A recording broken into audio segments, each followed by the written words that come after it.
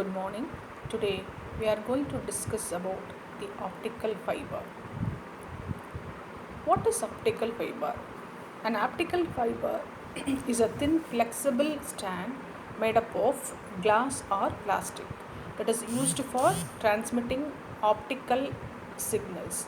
Usually the diameter of the optical fiber is more as compared to human hair. More specifically, we can say that it is a waveguide that has the ability to transmit electromagnetic waves at optical frequencies. Okay, let's see what is the structure of optical fiber. An optical fiber is basically a combination of core and cladding. Here the core is a cylindrical dielectric composed of glass through which light propagates and it enclosed in a plastic cladding. See, this is the structure of optical fiber. The whole assembly is surrounded by an elastic jacket in order to protect the fiber.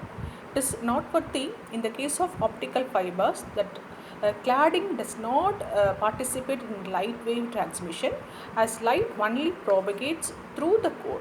But in order to reduce the signal losses due to scattering, an optical fiber is necessarily a combination of the core as well as cladding.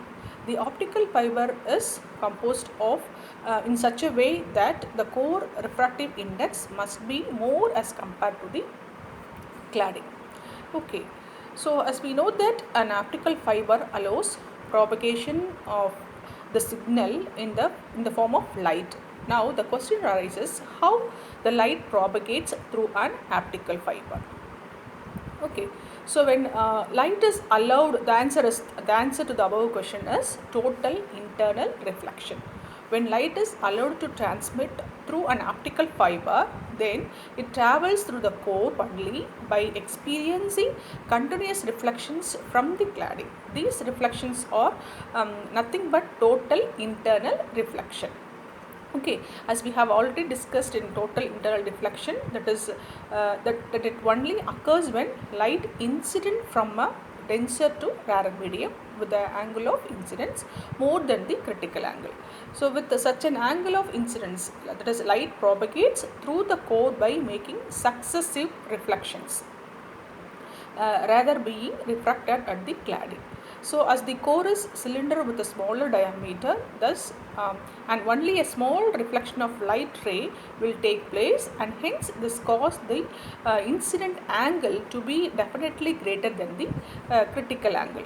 So okay, modes of propagation in an optical fibers are: when light travels along the fiber, then it is obvious that it will transmit down the core by taking either single or multiple paths. So basically modes are nothing but the number of paths light ray takes during propagation along the fiber. So there exist basically two modes of propagation through an optical fiber.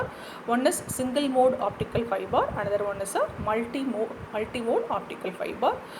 In the case of single mode fiber, in a single mode fiber, the light ray is propagated along the fiber only by taking single path.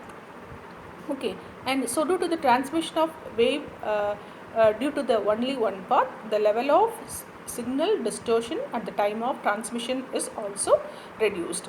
This is so because light rays do not transmit through multiple paths, hence the fidelity of signal at longer distance is also maintained.